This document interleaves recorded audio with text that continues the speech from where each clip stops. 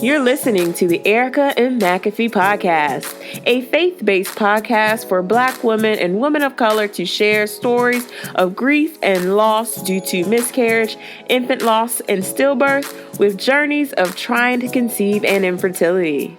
Welcome to episode 21 of the Erica and McAfee podcast. Today's podcast is brought to you by the Honey Pot Company. Did you know that there was a Black-owned, plant-based feminine care company?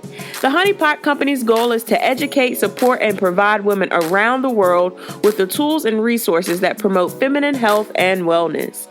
I was first introduced to the Honey Pot Company through a Curl Box body and received their 3-in-1 sensitive wipes. I loved them so much I had to repurchase. To learn more about the Honey Pot Company and to get a discount on products, visit ericaandmcafee.com/honey for more information.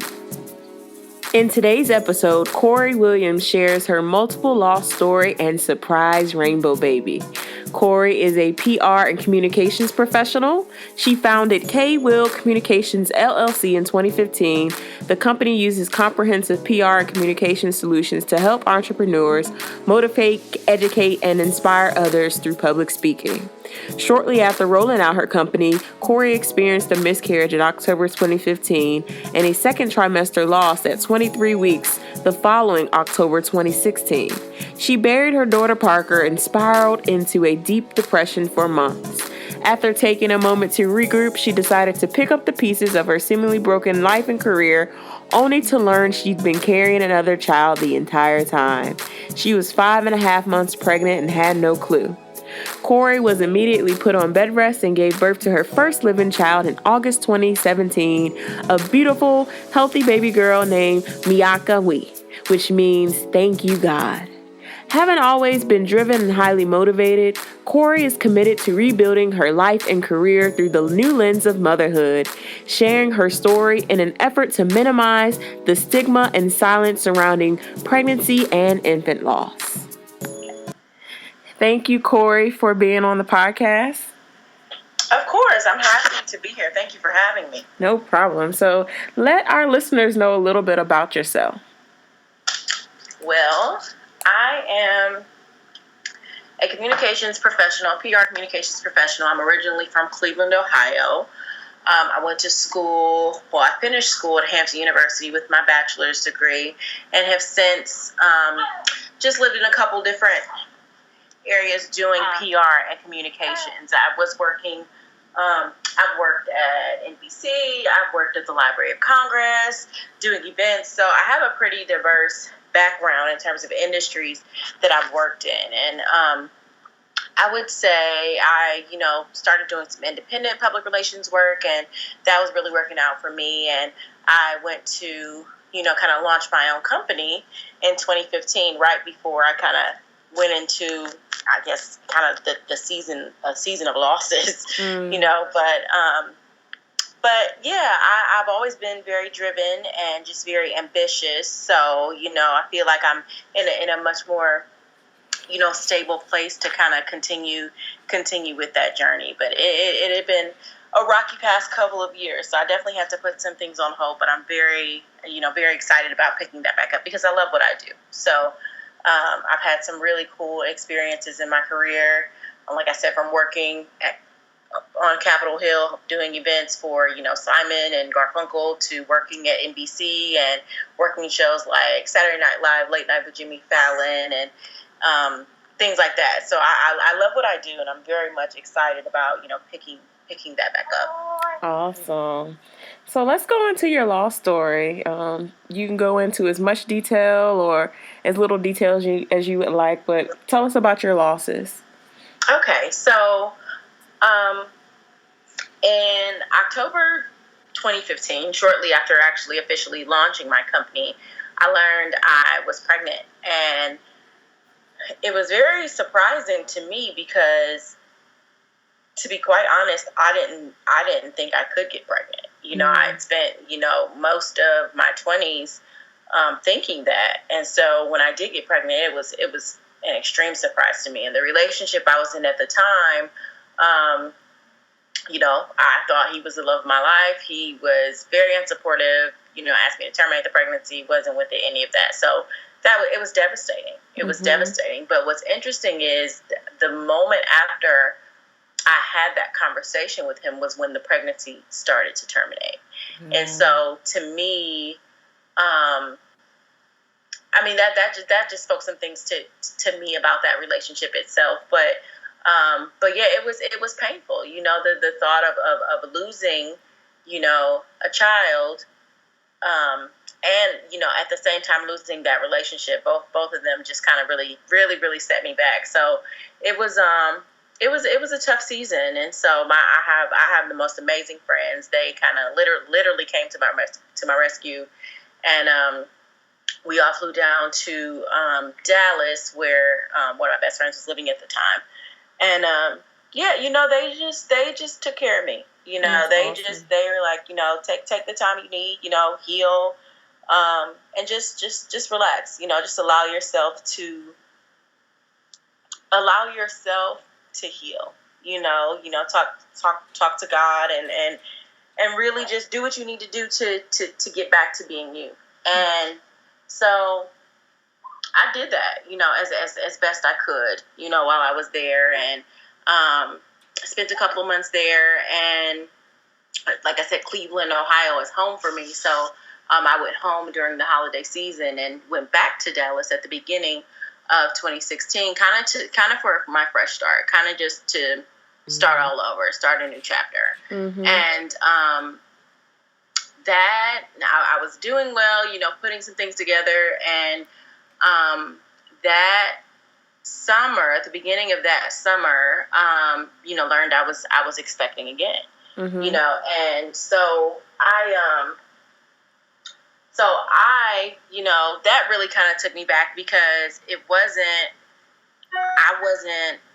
wasn't in a relationship, you know, with the guy at the time. He and I, you know, we'd known each other for quite a while, you know, kind of been in each other's lives. But when I moved to Dallas, I kind of was trying to shut all the doors. And, you know, so we re-engaged, and I learned I was pregnant. And, so that kind of surprised me. It was a very sobering moment for me. You know, I don't have one of those stories where I can say like, oh my God, I was so excited, you know, or it was the happiest moment of my life, because for me, I was in a very unstable season, you know, and so learning that I was about to become a mother, you know, as I was about to enter the most important season of my life, motherhood, it was very sobering. It was just like, okay, I've got to, you know, get some things together. But the one thing I know is that I wanted the baby. Right. I wanted that baby. I never not wanted her. I never had any thoughts about, you know, terminating the pregnancy I wanted it, you know. And this was my daughter Parker, and you know, I call her my hope baby, because she gave me so much hope. Like, just in the season that I was, she kind of motivated me and lit the fire under me to change and to do a lot of things just in preparation of becoming her mom. And so it was, you know, that was a good pregnancy for me, because when her you know, her father was very supportive. You know, we were actually living in different cities at the time, but you know, I told him, and he's like, okay, this is what you want to do, this is what we're going to do. And so he was very supportive. And so, you know, I did everything that, you know, we as expecting mothers are told to do. I changed my diet. I started, you know, exercising more, and just, you know, taking better care of myself, in an effort to take the best care of her. Right. And so I, you know, about a little more than halfway through the pregnancy, well, no, it was closer to the beginning. I was maybe about 12 weeks or so. I learned I had a fibroid. And that, you know, had kind of freaked me out and everything, because I still had my first loss experience. Right. You know, even that was very early, though, maybe about somewhere between 6 and 8 weeks. You know, so this pregnancy was progressing, and then I learned about the fibroid, so I'm just like, oh no, you know, this is, you know, so it freaked me out a little bit, but it turned out, you know, not to be the problem. So the fibroid wasn't harming the baby at the time, is what you're saying? Exactly. Mm-hmm. Exactly. So I continued the pregnancy, and like I said, I was living in Dallas at the time, and my situation just became more and more unstable. And so I was like, you know what? I'm going to go home. I need to go home. And I'm one of those people, I'm a very private person. Mm-hmm. I really don't share my struggles as I'm going through them. Right. I share them, once I've kind of gotten to the other side, and just try to always offer insight about what helped me get there, what helped me get through. Mm-hmm. So I hadn't even told my mom that I was expecting. No. Yeah. Oh my goodness. No. Because my mom was living in Cleveland at the time. My mom would have freaked out and been like, "Come home," So, but I was determined to find my footing, and so the only people who knew were my best friends and her Parker's dad. And so like I said, the situation in Dallas just became so volatile that I had to go home. So I called my mom and I told her, and I'll never forget that day. She just was like, of course, she was like, "Come home." She was like, "Just get to me. Can you get to me?" Mm-hmm. So I went home probably the following week, and just stay with my mom, and it felt so good just to be back with her, be back with family. Because once I left Ohio, I left Ohio when I was 19 years old and moved to DC. I never moved back. I've always lived in another city for work or, for doing something with my career. So once I left, So when I, go visit and I go home, it's always a great time because I'm pretty much the only one that's not there. That's not home, right? Mm-hmm. Yeah, exactly. So, Parker, she reconciled so many family relationships. Everybody was so excited, to learn about her life. And it reunited me with so many people in my family. It strengthened my relationship with my mom, my dad, my stepfather, everyone. It just kind of, it made me realize the importance of those people and wanted me and made me desire to connect with them more, right. for her life. Being pregnant with her changed so many things in me. And that's why I'm always so grateful for the experience. But so I moved home, and I was still working. And so the work I was doing took me to New York City for a few weeks. So I was there with my best friend, and we were, just there. We were both working there at the time. And so I spent a lot of time with her. And then I came home because we were going to do her gender reveal. So mm-hmm. We were going to do her gender reveal on November 2nd of last year. And something told me to move the date. And so we did. We moved the date up to October 23rd. So October 23rd, 2016, everybody, gathered, crammed everyone into my aunt's house. And everybody was just so excited, to learn to learn about her. We did the gender reveal, learned she was a girl, just overjoyed. So, mm-hmm. And 1 week later, she passed away. Oh, man. And it was, you talk about devastating. Oh. It was, I'll never forget it. It's like this time last year, I was in the hospital. Mm-hmm. In labor, and I just look because it's what a difference a year makes, because here I am holding my baby, God is just so amazing. Yeah. And she passed away 1 week after her gender reveal. And I always talk about the labor experience and how it influenced my decisions, with my daughter now. Her name is Miyaka. I love that. That's so beautiful. Thank you. It her full name is Miyaka'nwi, and it means "thank you, God" in her father's native tongue, which is Manka and Cameroonian. So, okay. So she that experience really influenced a lot of my decisions with this pregnancy, because when I was in the hospital, I just woke up that night. I went to bed. I knew something wasn't right, and that morning I just was like, "Mom, we have to go to the hospital, like now." Mm-hmm. And I got there maybe around 10 or 11 o'clock in the morning, and they told me that I was in labor. They told me my cervix was completely dilated. They couldn't even see it. They're like, wow. you're in labor, and I'm like, what? No way, like I'm 22 weeks and 5 days, and they told me, that the baby wouldn't be viable before 23 weeks, and that they really couldn't do anything, like do any, resuscitation or anything like that before 23 weeks. So in my mind, and they were doing everything they could. They had my bed hanging upside down, to kind of try and have gravity work, work its thing. And, but in my mind, I was having contractions, like once I got to the hospital, I started having contractions. And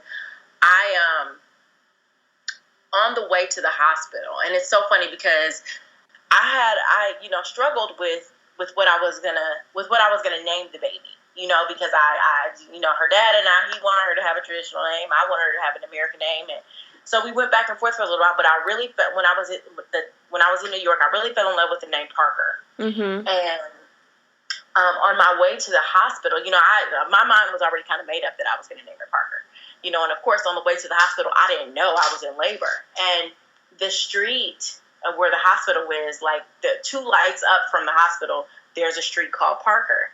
And so for me, it just was solidified. I was like, oh my goodness. And I know in my spirit that during that ride there, God told me I was going to have a healthy baby. And I get to the hospital and they tell me I'm in labor, but they can't do anything for 2 days. So in my mind, I'm about to be in this hospital hanging upside down for 2 days until they can do something, for my baby. I'm not thinking that she's actively coming, she's coming today. That thought never entered my mind. And so, I'm there, my family's there, and, we were just getting ready to wind down for the night. And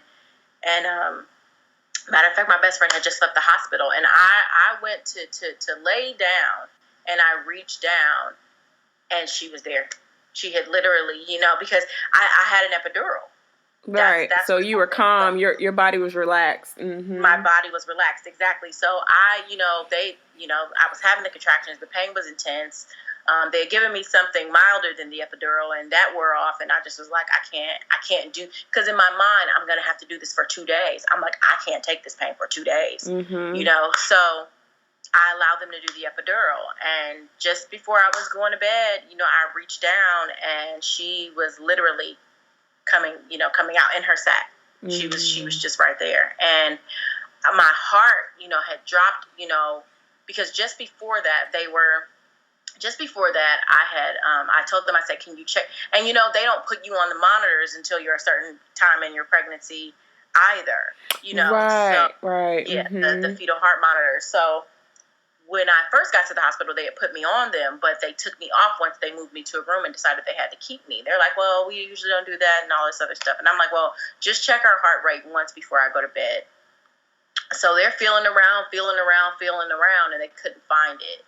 And I was nervous, but I know that God told me I was going to have a healthy baby. So to me, I'm just like, okay, they're like, okay, well, we're just going to try again in the morning. And literally the nurse walked out the door. I happened to just reach down in the bed, and she was right there.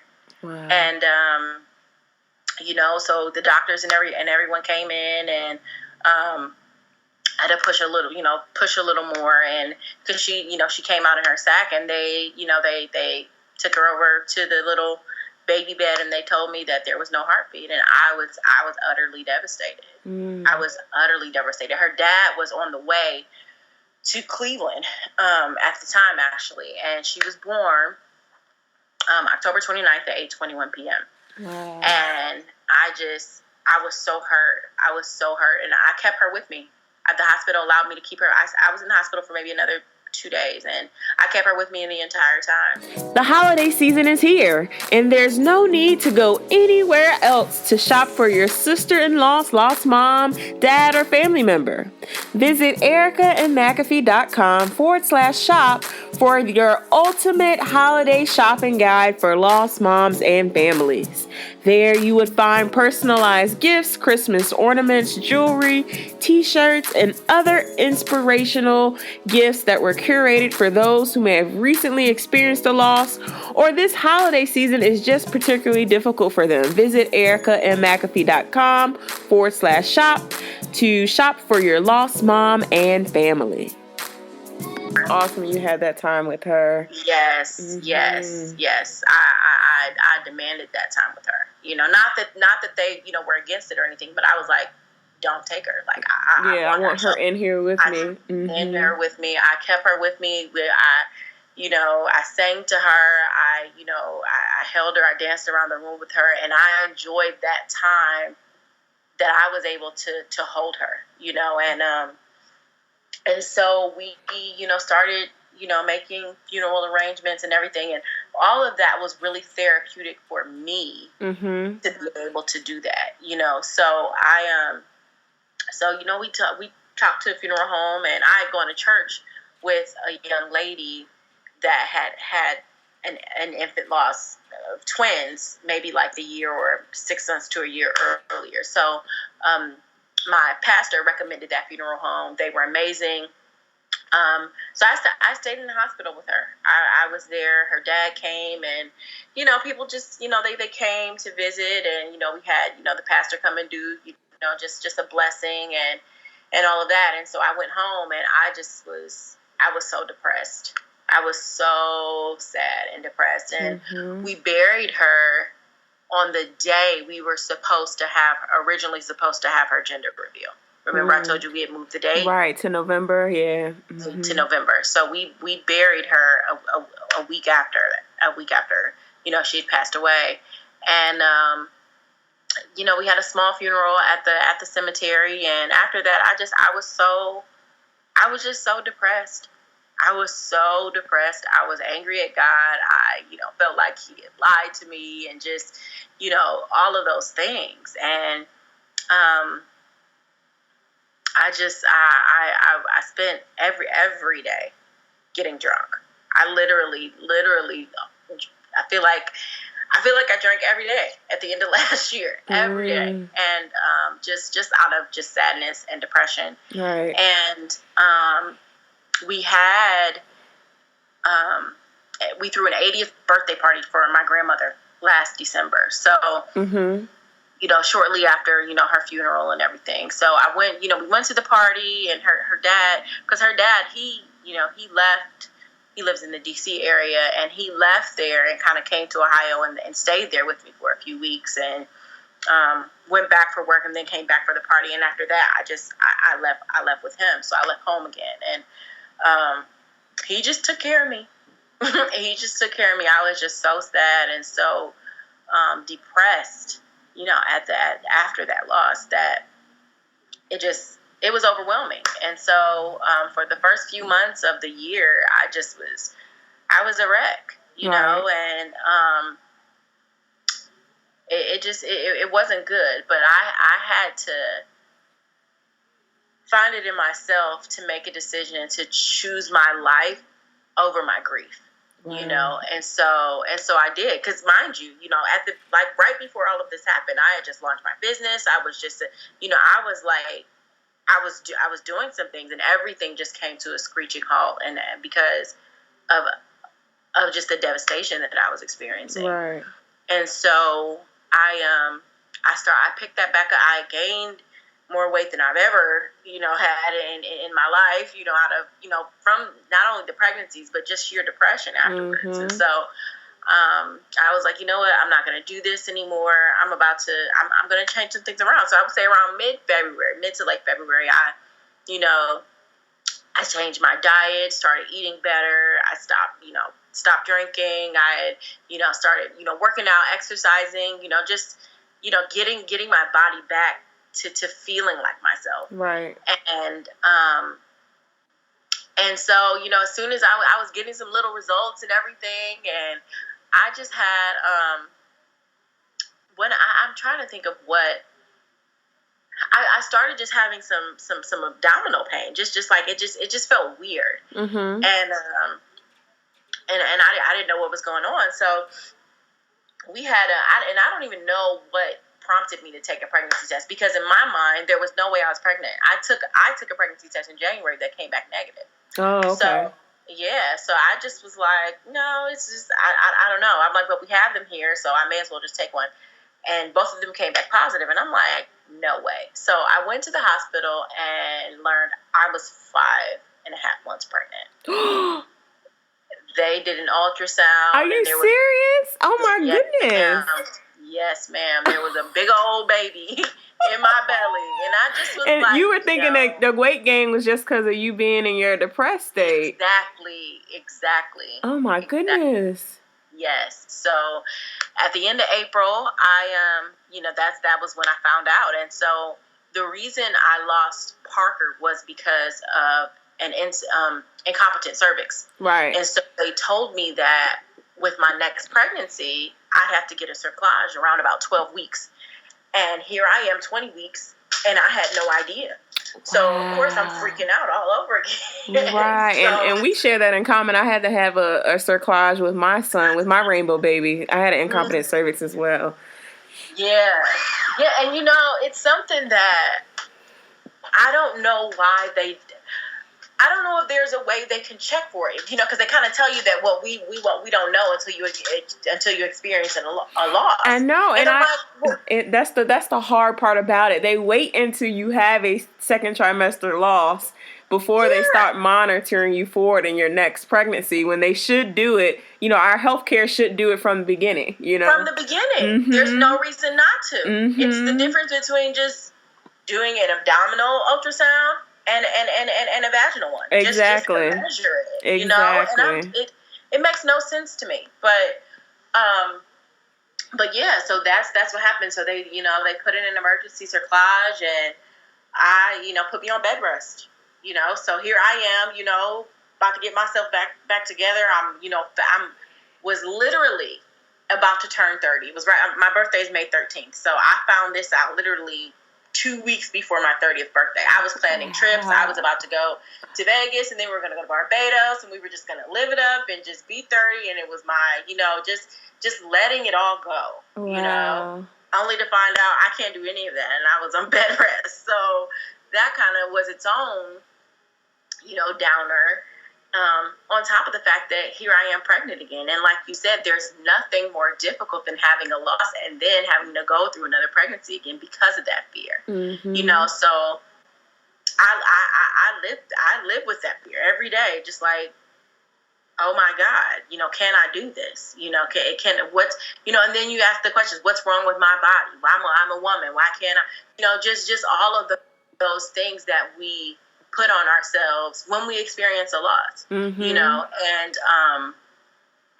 And yeah, so I spent the summer on bed rest, taking it easy. And, it was definitely a curveball, because her dad and I definitely weren't expecting that. But, once we kind of got past the initial shock, we embraced it and, became excited about her. And it was so hard, because I couldn't allow myself to go mentally to the places where I'd gone with Parker. With Parker, I was planning everything. I was like, oh, God, we're going to do a baby shower. We're going to have this, and we're going to have that. We're going to have that. And mm-hmm. because of that loss, it was so hard for me to do I didn't do those things for a long time in this pregnancy, because I didn't want to give myself false hope. I didn't want to get my hopes up only to be hurt again. Right. So it was very difficult. Like my mom, she's just like, well, Kori, let's talk about baby shower. I'm like, Mom, I really can't go there right now. I can't mentally, I can't. Right. I just have to take it one day at a time. Exactly. And so, and I did. And with and I had to do, get creative with gender reveal packages and all of that, because I was, last time I was home, and so we had a party, but this time, I made some really cute packages and sent them to my parents and my best friend, and had them record themselves opening it, and made a video compilation, and that was a lot of fun. So I did have some fun with it, but That's it just, good. that overwhelming excitement that you have when you're expecting, and you're not waiting for the other shoe to drop. I didn't have that this pregnancy, but I very much, was looking forward to having a healthy baby. And so after, we went through the summer, and it's so funny because I had a dream maybe about a month before she was born. I had a dream about her. Like in the dream, I was in the delivery room. I had the baby, and they handed me a baby that, was fair skinned, and she had these big, beautiful brown eyes and this raven black hair. And when my daughter was born, that's exactly what she looked like. Oh my gosh. And I was just so amazed. I was just like, oh my gosh. And then, not around, it was probably closer to my birthday, closer to around the time when I first found out, God reminded me of a dream that I had at the end of it was the end of 2015. Yeah, so it was right after my first loss. He reminded me of a dream that I had where in the dream I was in a couple, and we were either trying to have a baby or we had just lost the baby, and everybody was just, really, really sad for us. And, the imagery that God used to relay the babies were crops coming out of the ground. And so one time a crop came out of the ground and it died. And then another time a crop came out of the ground and went up a little higher and it died. And the third time he came and did something to the ground, and the third crop that came up lived and survived and was our baby. And so I had that dream in 2015, and God had to remind me of that. Like I literally made an audio recording of the dream when I had it, and found the audio recording and went back and listened to it, and I wept because I'm just like, this is what's happening.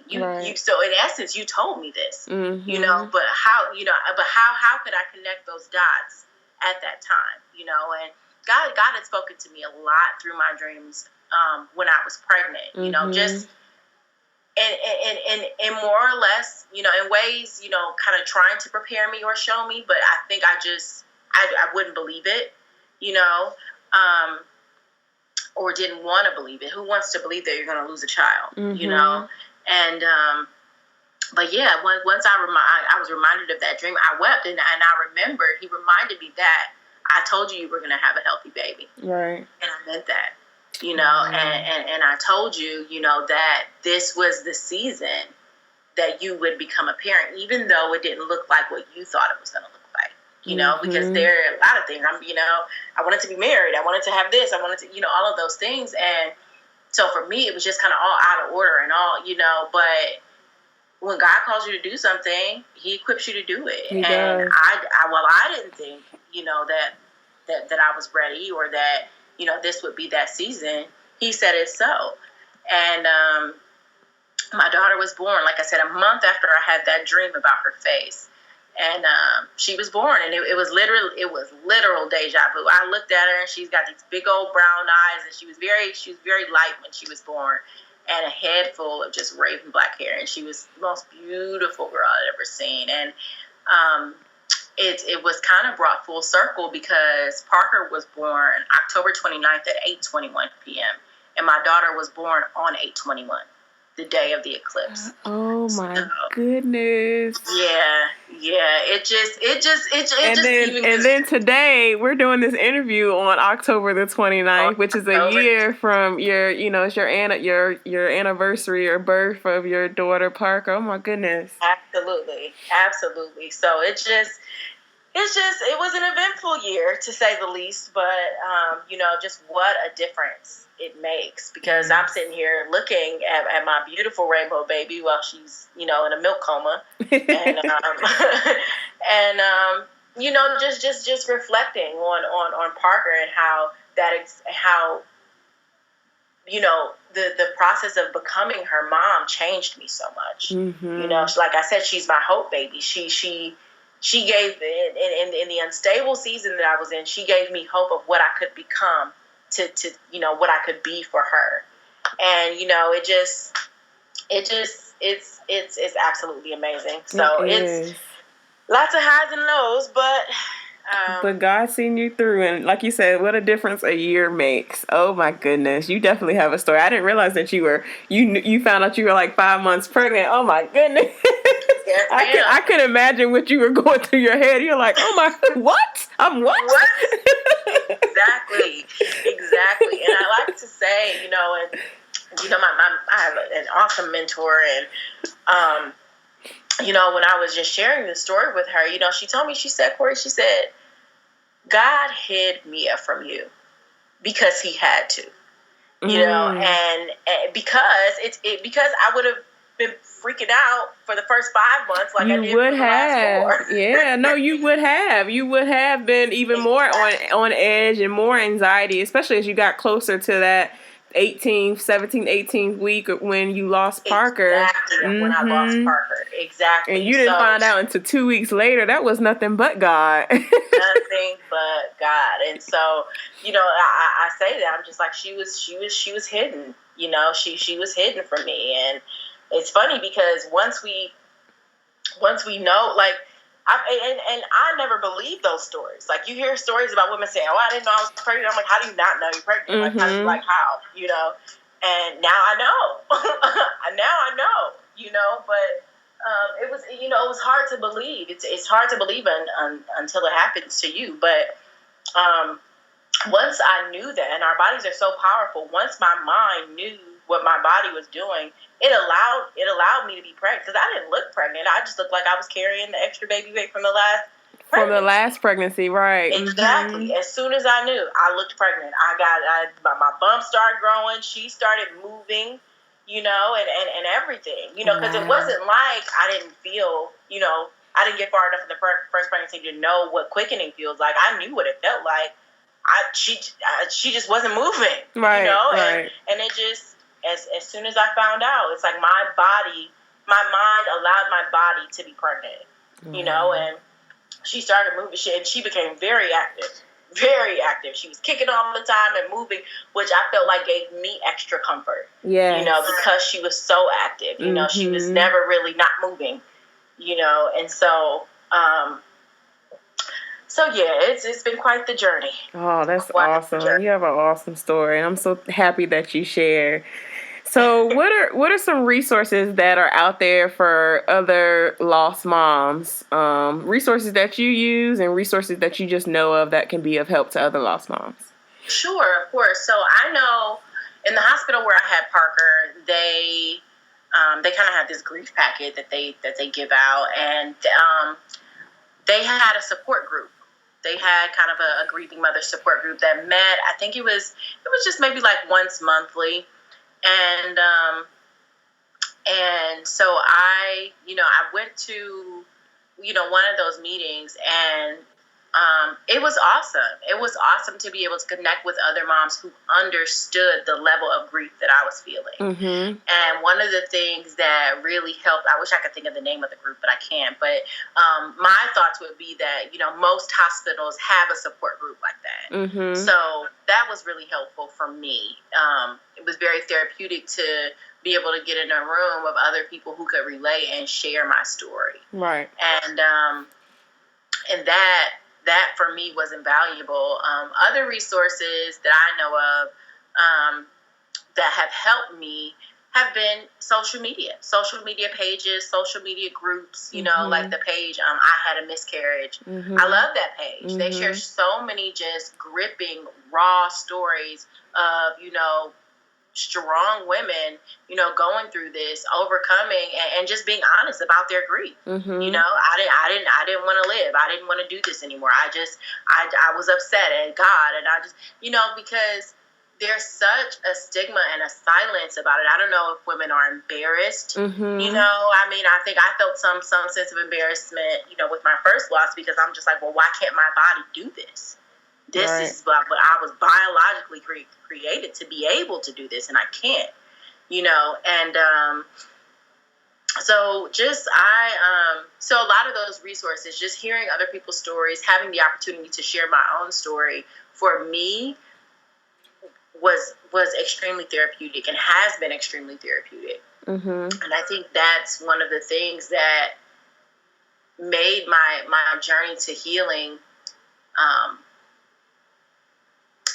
so much, a little bit easier, but also so much more rewarding, because I'll share, and I'm just sharing out of the abundance of my experience. Like, maybe somebody else is going through this. Mm-hmm. Maybe, somebody is about to face this and they don't even know, right.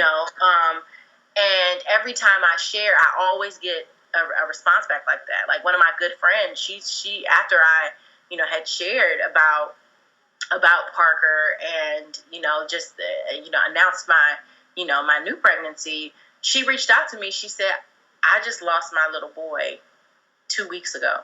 She said, and you've been on my mind. She said, so I just had to reach out to you and just say thank you. You don't understand how much this helped me. And so for me, that is very therapeutic.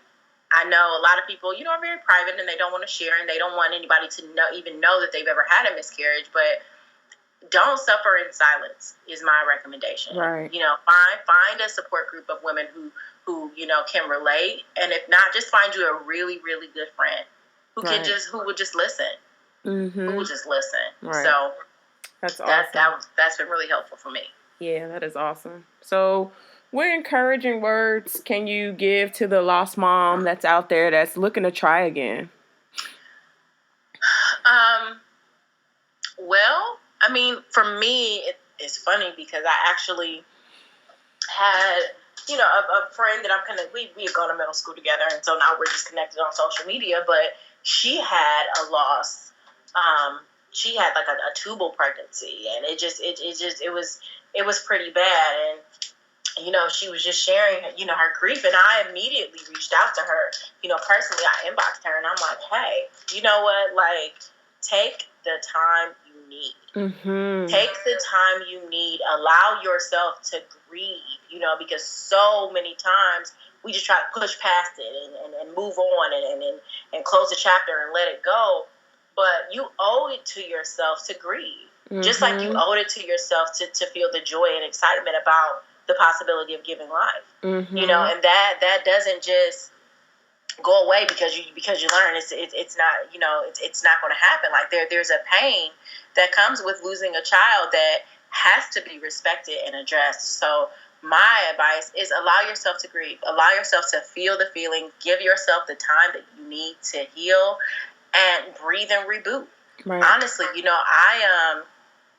I had no idea I was pregnant, so obviously I wasn't trying again. I wasn't trying. I wasn't thinking about it. I just was focused on being sad. Mm-hmm. And once I kind of snapped out of that and chose to rebuild myself, that's when I got the good news that really changed my life. And so for me, it's just allow yourself to grieve, give yourself that time and space, and I guess when you're not, I'm sure it doesn't happen like this for everybody, but when you're not thinking about it, when you're not so focused on it, it'll happen. Mm-hmm. It'll happen, and for the moms and I also think about the moms that can't, do it naturally. Mm-hmm. That want to try again and have to spend thousands of dollars to do so. Mm-hmm. My heart goes out to them too, because like I said, I wasn't trying, and it just kind of happened. So for those moms, I'm sure there's an extra sensitivity. Mm-hmm. And so in those cases, I say just give yourself the time. Time is your friend. Mm-hmm. Time is your friend, and having a supportive partner that is in your corner and can love and support you on your journey to healing. Kori, where can we find you on social? Sure. I am on Facebook and Instagram primarily. Facebook is at KRAY_PR. So that's KAYRAI_PR. And on Facebook as Kori Williams. I have company pages too, but this is kind of more of a, kind of personal aspect of myself that I'm sharing. So if you're interested in the company, you can link to those through my personal page, or visit the company page. It's at KWillComm. KWILLCOMM on Instagram and Facebook and Twitter, but I'm primarily on Facebook and Instagram. Okay. So we'll make sure I link all of that in the show notes as well so that you all can visit her social sites as well as her PR company. If you are in the DC area, you all reach out to her if you're looking for some PR needs. Thank you again, Kori. Of course. Thank you, Erica. Thank you for listening to today's episode of the Erica M. McAfee podcast. I pray that this episode was inspirational and a blessing to you. For show notes of today's episode, visit ericamcafee.com/podcast episodes. We now have a Facebook group. Please join the Sisters in Loss community on Facebook by going to ericamcafee.com/community to join in the discussion. This community is for you, the listeners of the Erica and McAfee podcast, and it's for us to dive deeper in discussion of the episodes. We're going to chat with some of the episode guests and discuss questions around grief, loss, marriage, faith, and love. If this group is for you, please visit ericamcafee.com/community to join. I am also launching my Trying Again Grief Coaching Service. This is for those who are trying to conceive after a loss and are looking for that emotional and spiritual support going through that journey. I have 3 open slots available for coaching. So if this is of interest to you, please visit ericamcafee.com/coaching and sign up for a discovery call with me. I look forward to helping you all through your grief journey and your pregnancy after loss journey.